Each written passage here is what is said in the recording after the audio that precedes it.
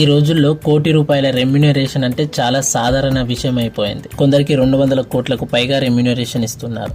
కానీ ఒకప్పుడు ₹1,00,00,000 తీసుకోవడం అనేది చాలా పెద్ద విషయం.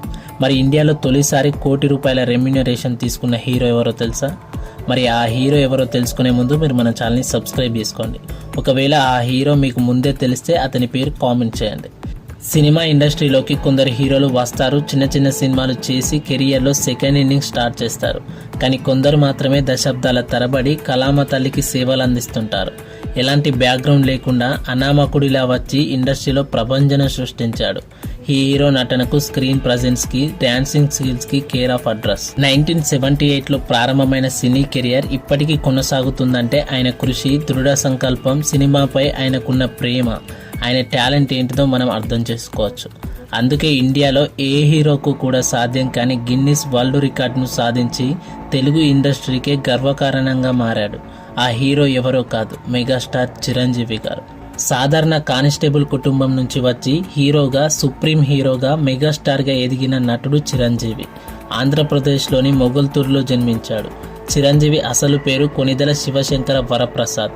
సినిమాపై ఇంట్రెస్ట్తో మద్రాస్ రైలెక్కిన శివశంకర వరప్రసాద్ తల్లి సూచనతో తన పేరును చిరంజీవిగా మార్చుకున్నాడు.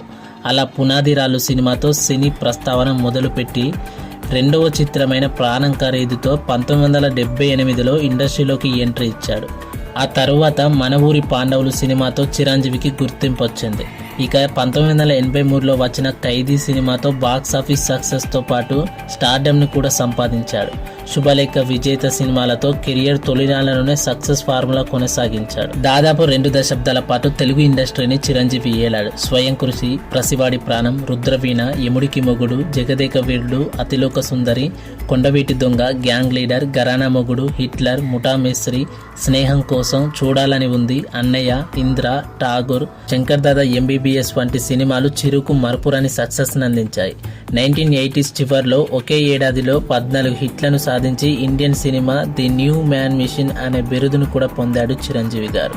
ఇండియాలో ₹1,00,00,000 రెమ్యునరేషన్ తీసుకున్న మొదటి యాక్టర్గా చిరంజీవి రికార్డ్ సృష్టించాడు. 1990sలో స్టార్టింగ్లోనే అత్యంత ప్రాఫిటబుల్ స్టార్గా ఎదిగిన మెగాస్టార్ ఒక్కో సినిమాకు ₹1,00,00,000 రెమ్యునరేషన్ తీసుకున్నాడు.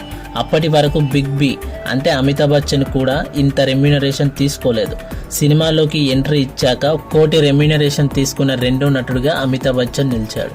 చిరంజీవి డ్యాన్స్కి కేర్ ఆఫ్ అడ్రస్. ఎంతో మంది డ్యాన్సింగ్ కొరియోగ్రాఫర్లను ఇండస్ట్రీకి పరిచయం చేసిన ఘనత ఆయనదే. తన సినిమాల్లో డ్యాన్స్లకు ప్రత్యేక ప్రాధాన్యం ఇచ్చి కొరియోగ్రాఫర్ వ్యవస్థను కీలక డిపార్ట్మెంట్గా మార్చాడు. అలా తన కెరియర్ మొత్తంలో 537 పాటల్లో 24,000 కంటే ఎక్కువ డ్యాన్స్ మూవ్స్ చేసి గిన్నిస్ వరల్డ్ రికార్డ్ సాధించాడు. దీంతో చిరంజీవిని ఇండియన్ సినిమా ఇండస్ట్రీలో మోస్ట్ ప్రామిసబుల్ యాక్టర్గా గిన్నిస్ బుక్ ఆఫ్ వరల్డ్ కీర్తించింది. ప్రస్తుతం చిరంజీవి గారు వరుస సినిమాలతో బిజీగా గడుపుతున్నారు. విశ్వంబర షూటింగ్ తర్వాత అనిల్ రావుపూడి డైరెక్షన్లో మనశంకర వరప్రసాద్ గారు సినిమా జోరుగా షూటింగ్ జరుగుతోంది. 2026 సంక్రాంతికి బరిలో దిగుతోంది.